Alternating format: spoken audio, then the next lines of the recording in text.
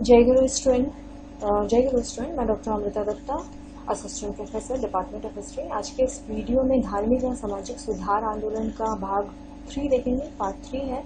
इस वीडियो में और मैं बारीकी से आपको कुछ और महत्वपूर्ण बिंदुओं के बारे में बताऊंगी, जैसे कि स्वतंत्र भारत में महिलाओं के लिए वैधानिक उपाय क्या बने, वर्ग आधारित शोषण के विरुद्ध संघर्ष किस तरह से हुए, जातीय कठोरता में कमी आने के कारण क्या क्या बने। तो इस वीडियो में ये सब महत्वपूर्ण बिंदुएं हैं जिसके बारे में आप विस्तार से जानेंगे। मैं आपको ये भी बता दूं कि आपके एग्जाम के दृष्टिकोण से धार्मिक और सामाजिक सुधार आंदोलन बहुत इंपॉर्टेंट पॉइंट है, जिसके बारे में आपको बहुत विस्तार से जानना चाहिए, क्योंकि ये ग्रेजुएशन के ही एग्जाम में नहीं, फ्यूचर में बहुत सारे कॉम्पिटिटिव एग्जाम के मेन पेपर का भी एक महत्वपूर्ण टॉपिक है।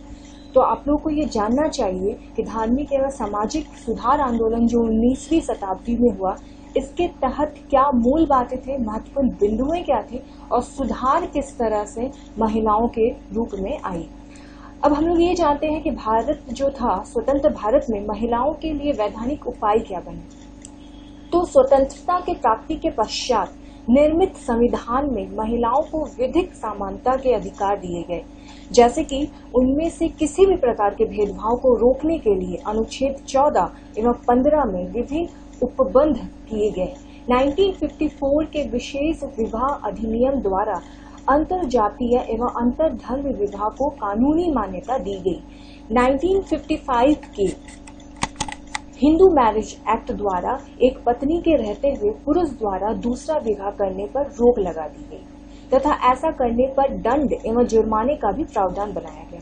1956 में हिंदू उत्तराधिकार अधिनियम द्वारा लड़की को भी पुत्र के बराबर उत्तराधिकारी बनने की व्यवस्था की गई।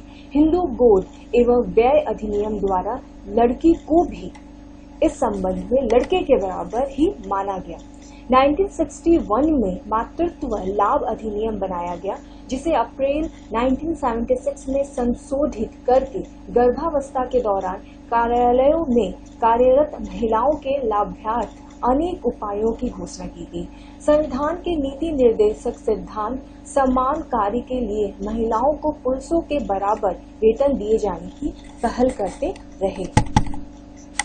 समान पारितोषिक पारिश्रमिक अधिनियम 1976 महिलाओं को पुरुषों के समान वेतन देने एवं नौकरियों में उनसे किसी भी प्रकार का भेदभाव रोकने की व्यवस्था करना था। कारखाना अधिनियम 1976 द्वारा सभी कारखानों के लिए यह अनिवार्य बना दिया गया कि यदि किसी कारखाने में 30 या उससे अधिक महिला कर्मचारी कार्यरत है, तो कारखाने के मालिक या प्रबंध क्रेच शिशु पालन गृह जिसकी स्थापना की गई, जहां कार्य के दौरान महिलाओं के छोटे बच्चों की देखभाल की जाएगी। 1983 में संसद ने फौजदारी कानून यानी उसे संशोधित प्रोसीजर कोड में महिलाओं को अत्याचार से बचाने के लिए अनेक नए अधिनियम जोड़े गए। महिलाओं के साथ बलात्कार तथा पति या ससुराल द्वारा सताए जाने पर कठोर दंड एवं कारावास की सजा निर्धारित की गई। महिला व्यभिचार अधिनियम एवं बालिका अधिनियम 1956 में वर्ष 1986 में संशोधन किया गया तथा यह नियम बना दिया गया कि किसी महिला या बालिका को लैंगिक रूप से प्रताड़ित किए जाने पर कठोर दंड एवं कारावास की सजा दी जाएगी। इस अधिनियम द्वारा यह भी व्यवस्था की गई है कि किसी महिला का व्यावसायिक उद्देश्यों से दैहिक शोषण गंभीर अपराध माना जाएगा। 1886 में दहेज निवारण अधिनियम में 1961 में अनेक संशोधन किए गए तथा दहेज देना या ग्रहण करना दोनों ही जुर्म की श्रेणी में रखा गया। वर्ष 1987 में एक अधिनियम पारित करके सती प्रथा को अक्षम्य मानव हत्या अपराध घोषित किया जाने लगा। वर्ग आधारित शोषण के विरुद्ध संघर्ष हुआ, जैसे कि प्राचीन काल में स्थापित हुई हिंदू धर्म की 4 स्तरीय जाति व्यवस्था या चतुर्वर्ण व्यवस्था कालांतर में अनेक जातियों एवं उपजातियों में विभक्त हो गया। इसका प्रमुख कारण प्रजातीय सम्मेलन, भौगोलिक विस्तार एवं व्यवसाय अपनाने की प्रक्रिया में परिवर्तन था। हिंदी चतुर्वर्ण व्यवस्था के अनुसार जाति ही किसी व्यक्ति की सामाजिक स्थिति का निर्धारण करती थी। उसकी सामाजिक प्रतिष्ठा एवं शुद्धता की पुष्टि उसकी जाति के द्वारा होती थी। जाति ही निर्धारित करती थी कि किसे शिक्षा ग्रहण करने एवं संपत्ति रखने का अधिकार प्राप्त हो, किसे कौन सा व्यवहार अपनाना चाहिए तथा किससे वैवाहिक संबंध स्थापित करना चाहिए। किसी व्यक्ति के पूर्व जन्म के कर्मों का आकलन भी इसी बात से किया जाता था कि इस जन्म में वह किसी जाति में पैदा हुआ है। परिधान, खान पान, वास स्थान, कृषि एवं पीने के पानी का स्रोत तथा मंदिर में प्रवेश के अधिकार जैसे मुद्दों का निर्धारण भी जाति के द्वारा ही किया जाता था। इस चतुर्वर्ण व्यवस्था का सबसे निंदनीय पहलू था कि समाज में अस्पृश्यता या छुआछूत का भावना जन्म ली। जो लोग निम्न जाति में पैदा होते थे उन्हें अछूत समझा जाता था। उन्हें सामान्यतः गांवों से दूर बसाया जाता था तथा अनेक मंदिरों में प्रवेश करने पर पाबंदी थी।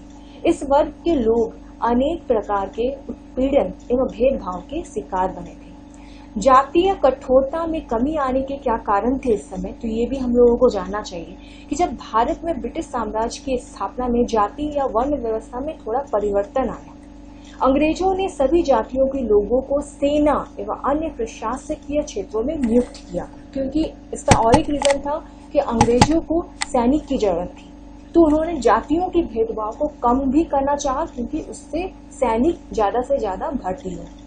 यद्यपि तत्कालीन उच्च वर्ग के लोगों ने इसे अपना अपमान समझा तथा इसका विरोध भी किया, लेकिन अंग्रेजों की इस नीति से निम्न जाति के लोगों में थोड़ा सा सुधार अवश्य हुआ। संपत्ति के निजी स्वामित्व एवं भूमि के मुक्त क्रय में भी जातीय समीकरणों में परिवर्तन हुए। धीरे धीरे गांवों की जाति व्यवस्था में थोड़ा परिवर्तन होने लगा। आधुनिक वाणिज्य एवं व्यवसाय के विकास एवं परिवहन के साधनों में तीव्र वृद्धि से भी सामाजिक गतिशीलता में परिवर्तन हुआ। अंग्रेजों ने ग्राम पंचायतों की जाति पर आधारित न्याय प्रणाली को समाप्त कर आधुनिक न्याय व्यवस्था की स्थापना की, जिसमें सभी जातियों के लिए समान न्याय की प्रणाली थी। प्रशासनिक पदों एवं सरकारी कार्यालयों में भर्ती के अवसर भी सभी जाति के लिए खोल दिए गए। अंग्रेजों की शिक्षा व्यवस्था में सभी जातियों की शिक्षा ग्रहण करने के समान अवसर दिए गए। कालांतर में समाज सुधार कार्यक्रमों ने भी जाति पर आधारित शोषण को कम करने के प्रयत्न किए। 19वीं शताब्दी के मध्य से विभिन्न समाज सुधार संगठनों तथा ब्रह्म समाज, प्रार्थना समाज, आर्य समाज, रामकृष्ण मिशन एवं थियोसोफिकल सोसाइटी आदि ने भी निम्न जाति के लोगों की दशा सुधारने के अनेक प्रयासरत कदम अपनाए।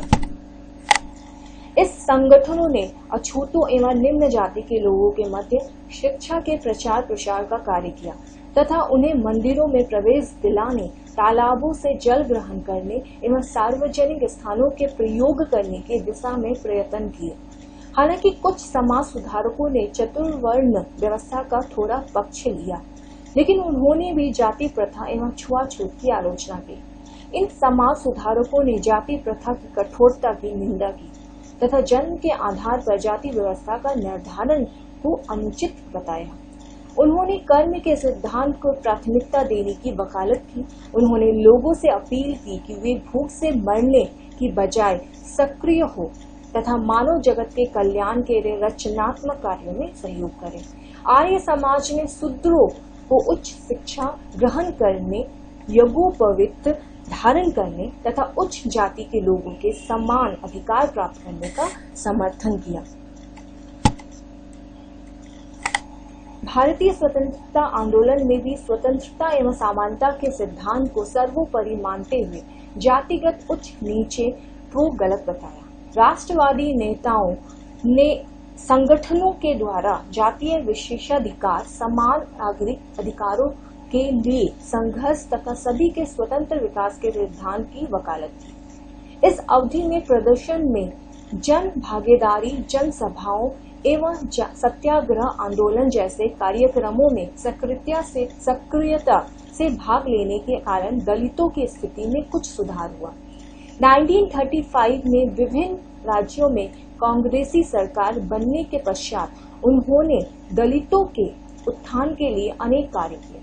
कांग्रेसी सरकारों ने कुछ राज्यों में हरिजनों के लिए निःशुल्क शिक्षा कार्यक्रम भी प्रारंभ किया। ट्रावनकोर, इंदौर एवं देवास के शासकों ने स्वयं पहल करके अछूतों को मंदिरों में जाने के अधिकार दे दिया। गांधी जी समाज में छुआछूत की बुराइयों को समूल नष्ट करने के लिए कृत संकल्पित थे। उनके विचार मानवतावादी एवं तर्क पर आधारित थे। गांधी जी के अनुसार शास्त्र यानी कि शास्त्र छुआछूत को मान्यता नहीं देता, और यदि कुछ शास्त्रों में ऐसा प्रावधान है तो भी उस पर ध्यान नहीं देना चाहिए, क्योंकि यह बुराई सत्यता के सिद्धांतों के विपरीत है। 1932 में उन्होंने अखिल भारतीय हरिजन संघ की स्थापना की। शिक्षा में व्यापक प्रसार एवं जन जागृति के फलस्वरूप दलित वर्ग के लोगों में दिया गया। दलितों ने उच्च वर्ग की ज्यादतियों एवं शोषण के विरुद्ध कई सशक्त आंदोलन चलाए। महाराष्ट्र में माली जाति में जन्मे ज्योतिबा फुले ने ब्राह्मण वर्ग के विशेषाधिकारों को चुनौती दी। उन्होंने दलितों में, विशेषकर दलित महिलाओं में शिक्षा के प्रसार को सर्वश्रेष्ठ प्राथमिकता दी तथा इसके लिए अनेक स्कूल खोले गए। बाबा साहब अम्बेडकर, जो बाल्यावस्था से ही जातीय भेदभाव के प्रत्यक्ष गवाह थे, आजीवन उच्च वर्ग की ज्यादतियों के विरुद्ध संघर्ष करते रहे। उन्होंने अखिल भारतीय अनुसूचित जाति महासंघ की स्थापना की। उन्हीं के प्रयत्नों से प्रेरणा लेकर कई अन्य तत्कालीन दलित नेताओं ने आपस में मिलकर अखिल भारतीय दलित वर्ग संघ की स्थापना की। डॉक्टर अंबेडकर ने समाज की चतुर्वर्ण व्यवस्था की घोर आलोचना की तथा स्पष्ट किया कि देश के उत्थान के लिए समाज में व्याप्त इस बुराई को दूर किया जाना चाहिए।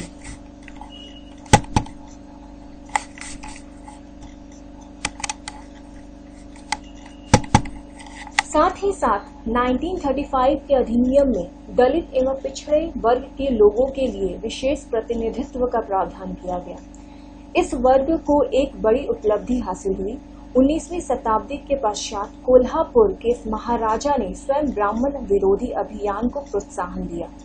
20वीं शताब्दी के प्रथम दशक में यह अभियान दक्षिण भारत में भी फैल गया। कम्मास, रेड्डी, वेल्लाला एवं मुसलमानों ने भी इसमें सक्रिय रूप से भाग लिया। 1920 के दशक में दक्षिण भारत में E.V. रामास्वामी नाइकर ने ब्राह्मणों के भांति इस आंदोलन में भी दलितों के मंदिरों में प्रवेश करने पर लगी पाबंदी को हटाने की मांग की। केरल में श्री नारायण गुरु ने जीवन पर्यंत दलितों की दशा सुधारने के लिए संघर्ष किया। उन्होंने दलितों से ऊंची जातियों के विरुद्ध संघर्ष करने की अपील की। श्री गुरु ने नारा दिया, समस्त मानव जाति के लिए एक ईश्वर, एक जाति एवं एक धर्म। श्री नारायण गुरु के शिष्य साहडरन अपयमम ने इस नारे को परिवर्तित करके समस्त मानव जाति के लिए कोई ईश्वर नहीं, कोई धर्म नहीं का नारा दिया। परंतु इन सभी प्रयत्नों के बावजूद ब्रिटिश शासनकाल में जाति प्रथा के विरुद्ध चल रहे अभियानों को अपेक्षित सफलता नहीं मिल सकी, क्योंकि ब्रिटिश सरकार की भी अपनी कुछ सीमाएं थीं, जिनके चलते वो उच्च वर्ग या रूढ़िवादी वर्ग के विरुद्ध खुलकर संघर्ष नहीं कर सकती थी। साथ ही इसके अतिरिक्त राजनीतिक एवं आर्थिक उत्थान के बिना निम्न जातियों की दशा में सुधार असंभव था। इस बारे में ईमानदारी पूर्वक जो भी प्रयत्न किए गए वे स्वतंत्रता प्राप्ति के बाद ही हुए।